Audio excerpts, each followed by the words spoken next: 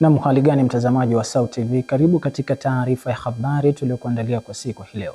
Na miongoni mwa taarifa tulizonazo ni pamoja na mafunzo kwa vitendo ni mwanga wa kuwapata watahiniwa wa vyuo vikuu wenye ubora unaohitajika. Mamlaka za Israel zalaani mauaji wa wafanyakazi wa balozi wa taifa hilo katika mji wa Washington nchini Marekani.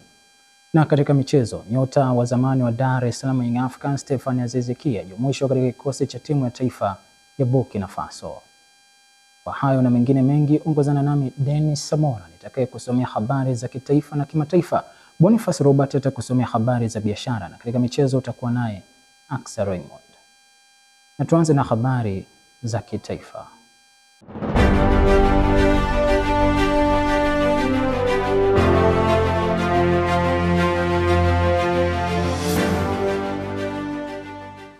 Baadhi ya wakufunzi wa Chuo Kikuu cha Mtakatifu Agustino Sauti jijini Mwanza wamesema kuwa kufundisha kwa vitendo kunasaidia kumuandaa mwanafunzi kikamilifu kukabiliana na changamoto za mazingira ya kazi. Wakizungumza na SAUT TV habari, wameeleza kuwa mbinu hiyo huongeza uelewa wa masomo na kuimarisha ujuzi wa kiutendaji kwa wanafunzi hao pindi watakapomaliza masomo yao. Ripoti yake Farhia Hamis inaeleza kwa undani zaidi.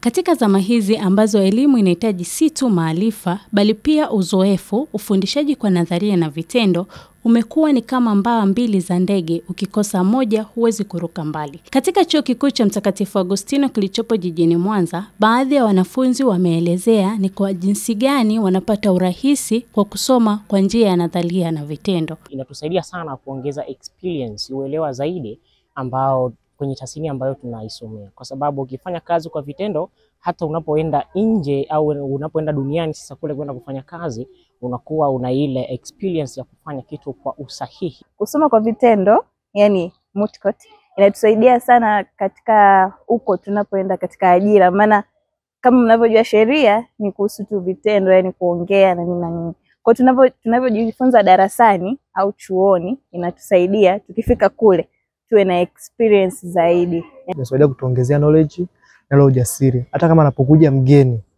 kuja kukuassess, yaani kama unakuwa umeshapata ile knowledge na skills namna gani mteja anahitaji nini.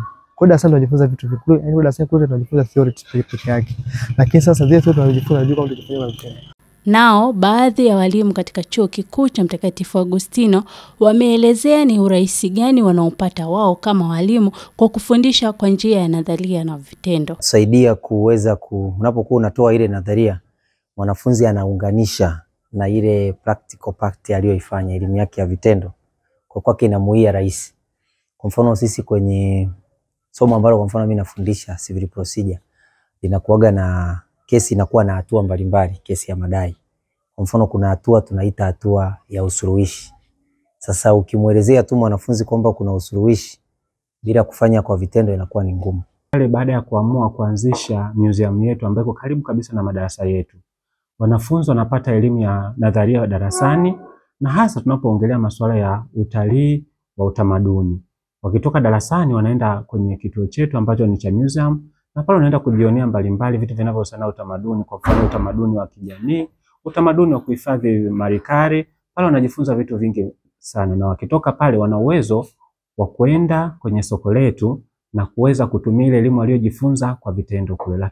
Katika dunia ya leo, elimu si tu kukariri bali kufahamu, sio tu kuelewa bali kutumia. Na hapa ndipo nguvu ya nadharia na vitendo inavyojidhihirisha kama nguzo ya mafanikio katika elimu ya sasa.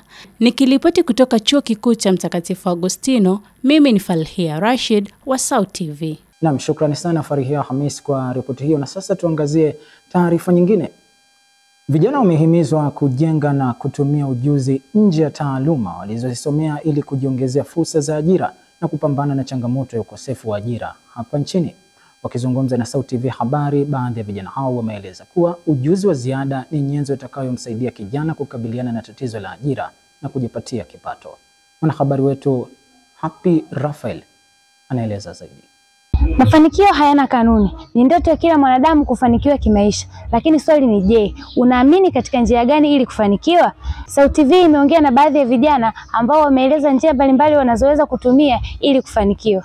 Mimi kama mimi naamini kwamba elimu ni njia mojawapo ya mafanikio, kwa sababu elimu itanipatia ujuzi mbalimbali ujuzi huo nitaenda kutumia sehemu mbalimbali ambazo zinaweza kuniingizia mimi kipato na kufanya maisha yangu yawe vizuri. Nadhani kuna njia mbalimbali ambazo zitanifanya mimi niweze kufaulu maisha yangu endapo nikiwa mtaani. Kitu cha kwanza, labda VETA itanisaidia kupata ujuzi mbalimbali ambapo kipindi nasubiria ajira kitaweza kunisaidia mimi niweze kupata kipato. Mafanikio moja hapo ni kufanya kazi kwa bidii, kuwa na nidhamu, pamoja na kuheshimu. Ndio tunajumuisha katika nidhamu. Lazima uheshimu na uwe na mipango yako binafsi ambayo itakusaidia kufanya shughuli zako na kuingiza kipato. Kwa sababu kutegemea elimu sio kitu kibaya, ila inabidi uwe na shughuli binafsi ambazo zinakuingizia kipato. SauTV pia imeongea na mwezeshaji wa vijana ambaye ameeleza mtazamo wake juu ya njia sahihi ambayo kijana anaweza akaitumia ili kupata mafanikio licha ya kuwa na changamoto za ajira. Changamoto ambayo ipo ni changamoto ya vijana kukosa ujuzi au skills ambazo zinahitajika. Jitengenezea ajira, tafuta problems au matatizo ambayo yapo katika jamii na uweze kuyatatua. Kingine ni tafuta skills ambazo zinahitajika chuoni. Tafuta skills ambazo zinahitajika katika jamii. Katika kila kazi ina skills ambazo zinahitaji. Degree kila mtu anayo skills, lakini je, una ujuzi gani? Tatizo lipo katika ujuzi, tatizo halipo katika ajira. Asante sana mtazamaji wa SauTV, jina langu ni Happy Raphael. Na asante sana Happy Raphael kwa taarifa hiyo. Na tuhamie katika taarifa nyingine tukirejea ndani ya viunga vya Chuo Kikuu cha Mtakatifu Agostino. Baadhi ya wanafunzi wa Chuo Kikuu cha Mtakatifu Agostino cha jijini Mwanza wamesema kuwa vikundi vya dini vinachangia kwa kiasi kikubwa katika ustawi wao wa kuwajengea maadili imara pamoja na kuimarisha imani na kuhamasisha mshikamano wa kijamii. Wakizungumza na SauTV Habari, wanafunzi hao wameeleza kuwa vikundi hivyo vinawapatia faraja ya kisaikolojia wakati wa changamoto za kitaaluma na maisha kila siku chuoni hapo, jambo linalowasaidia kufikia mafanikio bora katika masomo na maisha yao ya chuoni hapo. Turejee kwake Fariha Hamis na undani wa taarifa hiyo. Katika harakati za kutafuta maarifa ya darasani, mwanafunzi pia huhitaji nguvu ya ndani, ile ya moyo, roho na utulivu wa fikra. Hapa ndipo imani hupata nafasi yake na vikundi vya kidini chuoni kuwa msaada mkubwa. Katika Chuo Kikuu cha Mtakatifu Agostino, baadhi ya wanafunzi wameeleza ni kwa jinsi gani vikundi vya kidini vimekuwa mchango mkubwa katika maisha yao ya kila siku. Wanafunzi kuwa na maadili, kuto kujiingiza kwenye mambo mbalimbali ambayo yatakiuka maadili ya taifa letu kama la Tanzania au maadili ya Kitanzania. Hawa wanafunzi wakaweza kushape tabia zao, lakini pia hata kusaidiana kwenye mambo mbalimbali ya kijamii, hususan yale yanayotokea. Mfano mimi hapa tuna kikundi chetu ambacho tumekianzisha sisi kama wana BAMS, tunakiita BAMS Muslims. Katika hatua nyingine, viongozi wa kidini wameeleza mchango wao kwa wanafunzi. Kusaidia vijana hao katika maadili, namna ya kuishi na jamii, hasa kuwarekebisha katika yale mambo ambayo wanaenda kutenda kinyume na matakwa ya jamii. Kwa mfano, wanapoelekea kutenda mambo maovu kama uvutaji wa bangi, utumiaji wa madawa ya kulevya, utumiaji wa pombe. Kwa hiyo sisi kama viongozi wa kanisa tunachukua jukumu la kuwaweka karibu na sisi, kuwaonya kuwa karibu na sisi ili tuweze kuwarekebisha na kuenenda katika mtindo na mwenendo unaowapelekea kuishi vyema katika jamii zao zilizowazunguka. Inasaidia kwa namna moja ama nyingine. Tumeshuhudia namna ambavyo vikundi hivi vikisaidia watu wenye mahitaji, hususan unapofikia hatua mtu amefiwa, tunatoa faraja kwa huyo mtu aliondokewa aidha na mpendwa wake.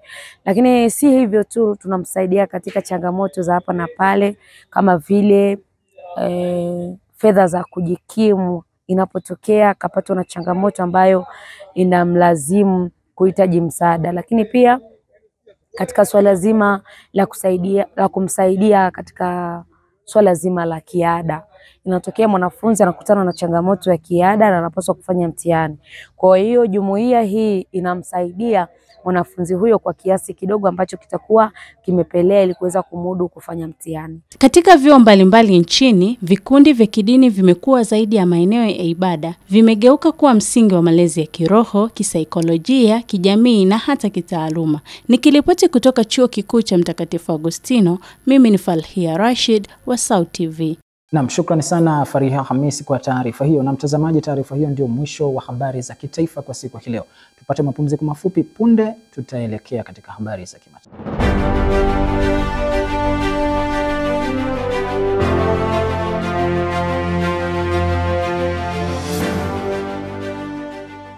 Naam, karibu tena mtazamaji wa SAUT TV. Tuendelee na taarifa zetu tukiangazia habari kutoka nje ya mipaka ya Tanzania. Rais wa Afrika Kusini Cyril Ramaphosa amesema kuwa mkutano wake na Rais wa Marekani Donald Trump utafungua fursa mpya za kidiplomasia kati ya mataifa hayo mawili ili kurejesha ushirikiano uliokuwepo tangu hapo awali. Ramaphosa amesema hayo baada ya kutamatisha mkutano wake na Rais Trump katika ikulu ya White House, licha ya wawili hao kuonekana kuwa na utofauti kuhusu sera na sheria ya ardhi inayotekelezwa na Rais Cyril Ramaphosa. Kwingineko, serikali ya Israel imetoa lawama kwa baadhi ya viongozi wa Ulaya kwa kusema kuwa viongozi hao wanazidisha uchochezi dhidi ya raia wenye asili ya Kiyahudi. Hayo yamebainishwa na waziri wa mambo ya nje wa Israel Gideon Sar baada ya kuuawa kwa wafanyakazi wawili wa ubalozi wa Israel katika mji wa Washington DC nchini Marekani. Kwingineko, serikali ya Israel imetoa lawama kwa baadhi ya viongozi wa bara la Ulaya kwa kusema kuwa viongozi hao wanazidisha uchochezi dhidi ya raia wenye asili ya Kiyahudi. Hayo yamebainishwa na waziri wa mambo ya nje wa Israel Gideon Sar baada ya kuuawa kwa wafanyakazi wawili wa ubalozi wa Israel katika mji wa Washington DC nchini Marekani.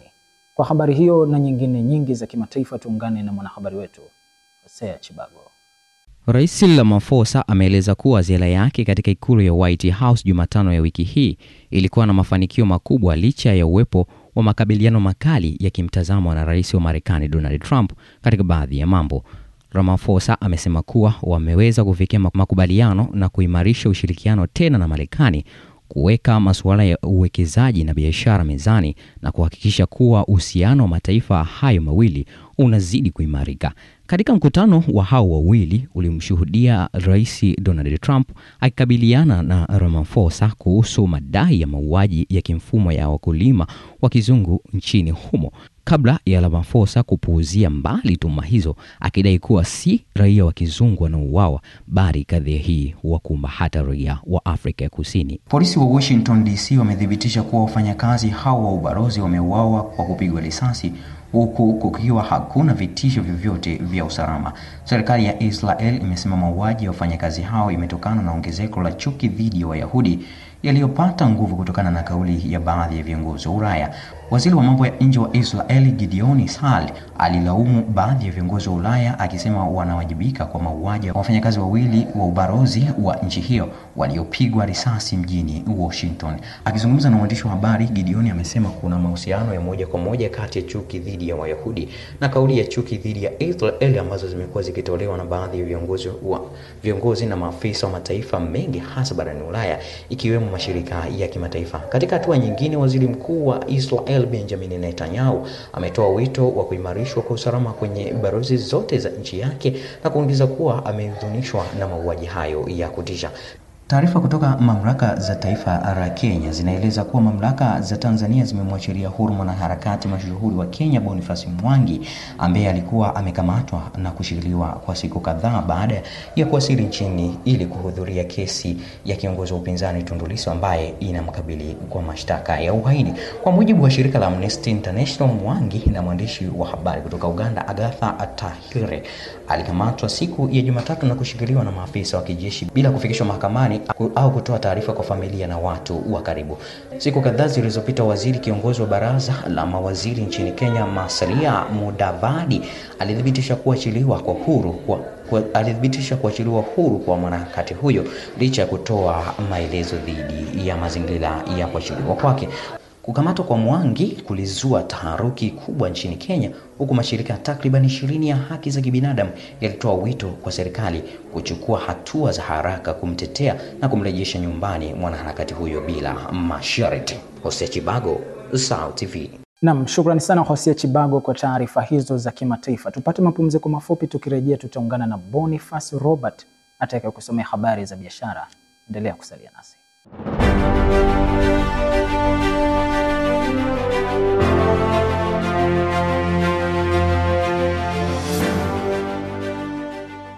Karibu mtazamaji wa SAUT TV na sasa ni habari za biashara.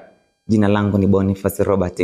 Serikali ya Tanzania kupitia Wizara ya Viwanda na Biashara imeanza kuimarisha ushirikiano wa kibiashara na serikali ya Singapore kufuatia mazungumzo rasmi kati ya naibu katibu mkuu Dr. Suleiman Sirera na mkurugenzi mkuu wa kitengo cha India, Asia Kusini, Mashariki ya Kati na Afrika wa Wizara ya Viwanda na Biashara ya Singapore, Francis Chong, yaliyolenga kupanua fursa za masoko na kuvutia wekezaji kutoka Asia.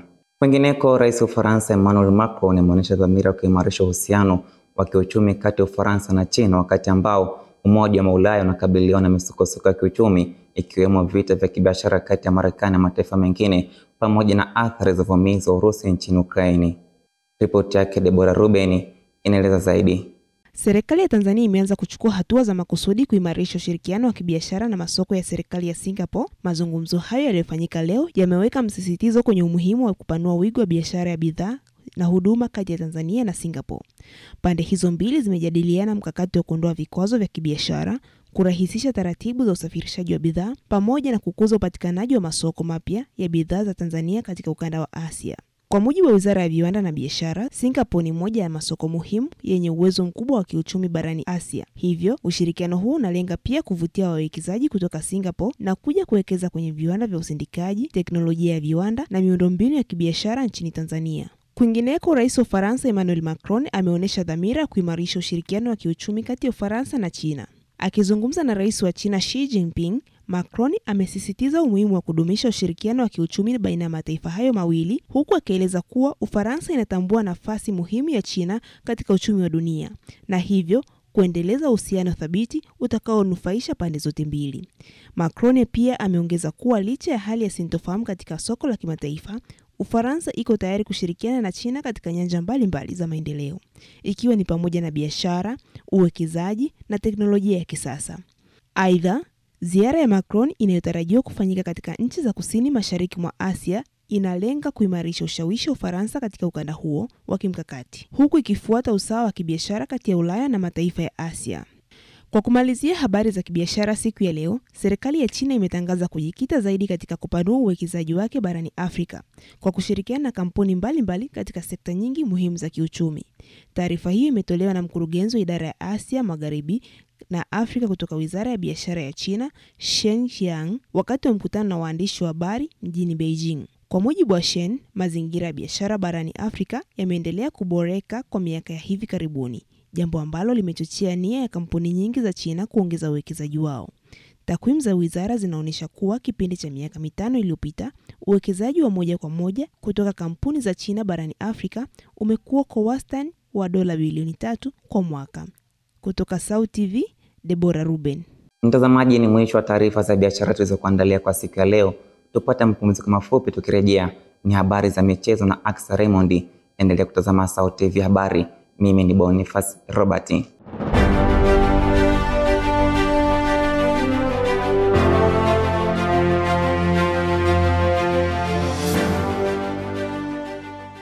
Ni matumaini yangu umzima wa afya mwanamichezo mwenzangu. Karibu katika habari za michezo tulizokuandalia hapa SAUT TV. Mimi ni Aksa Raymond. Kiungo mshambuliaji wa klabu ya Yanga Sports Club ambaye kwa sasa anatambuliwa kama mchezaji wa klabu ya Wydad Casablanca, Stefan Aziz Ki amejumuishwa kwenye kikosi cha timu ya taifa ya Burkina Faso kilichotangazwa na kocha mkuu Brahma Traore. Kikosi hicho kitatinga kambini kujiandaa na michezo ya kufuzu kombe la dunia dhidi ya Tunisia na Zimbabwe itakayochezwa mwezi Juni 2025. Na katika uga wa kimataifa, kiungo mshambuliaji wa kimataifa wa Croatia na klabu ya Real Madrid, Luka Modric ametangaza rasmi kuwa ataondoka klabuni hapo mwishoni mwa msimu huu, akihitimisha kipindi chake cha mafanikio ndani ya kikosi cha Los Blancos kwa zaidi ya miaka 10. Kwa undani wa habari hizi, mwanamchezo wetu Julius Mpwage anaeleza kwa kina. Kiungo wa klabu ya Yanga ambaye pia ni mchezaji wa klabu ya Wydad Casablanca Stephane Aziz Ki amejumuishwa kwenye kikosi cha timu ya taifa ya Burkina Faso kilichoitwa na kocha mkuu Blama Traore kilichoingia kambini kujiandaa na mchezo wa kuwania kufuzu kombe la dunia dhidi ya Tunisia na Zimbabwe, mchezo utakaopigwa mwezi Juni mwaka 2025. Nyota huyo wa zamani wa ASEC Mimosas yupo ukingoni kutua Wydad Casablanca ya Morocco. Bado uhamisho huo haujakamilika na hakuna klabu iliyotangaza kuuza ama kumsajili mchezaji huyo, lakini chama cha soka cha Burkina Faso kimemtambua kinara huyo wa magoli kwenye ligi kuu ya NBC Tanzania Bara msimu uliopita kama mchezaji wa klabu ya Wydad Casablanca ya Morocco na sio klabu ya Yanga.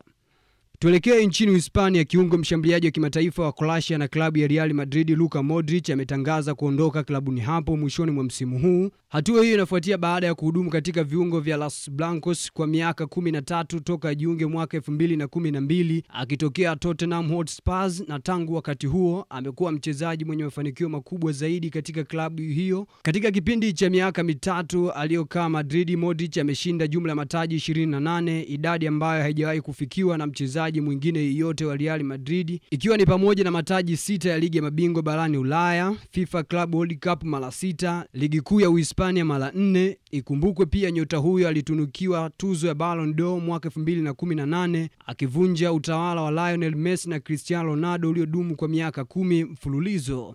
Kwa sasa Modric anatarajiwa kuondoka Real Madrid baada ya kumalizika kwa michuano ya kombe la dunia la klabu mwezi Juni mwaka 2025, akihitimisha safari yake ya kihistoria akiwa na mechi 590 na mabao 43 kwa klabu hiyo. Tukimalizia huko Ujerumani, meneja wa zamani wa klabu ya Manchester United Erik ten Hag yupo kwenye mazungumzo na klabu ya Bayern Leverkusen kwa ajili ya kuchukua mikoba ya Xabi Alonso kama kocha mkuu wa klabu hiyo ya Bundesliga. Kocha huyo ambaye pia amewahi kuiongoza klabu ya Ajax yupo tayari kurejea kwenye kazi ya ukocha baada ya kukaa nje ya kazi hiyo tangu alipotimliwa Manchester United mnamo Oktoba 2024, akihudumu kwa miaka 2 katika viunga vya mashetani wekundu Old Trafford. Ten Hag mwenye umri wa miaka 55, raia wa Uholanzi, alijiunga na Ajax kuanzia mwaka 2018 hadi mwaka 2024 na kuiongoza kutoa mataji 3 ya ligi kuu ya Uholanzi sambamba na kuiongoza timu hiyo kufika nusu fainali ya ligi ya mabingwa Ulaya mwaka 2019. Mimi Julius wa SAUT TV. Asante sana Julius Mpwage kwa taarifa hizo za kimichezo. Hadi kufikia hapo sina la ziada katika michezo kwa siku ya leo. Mimi ni Aksa Raymond na sasa nirudishe kijiti kwake Dennis Samora kuhitimisha habari kwa siku ya hii leo.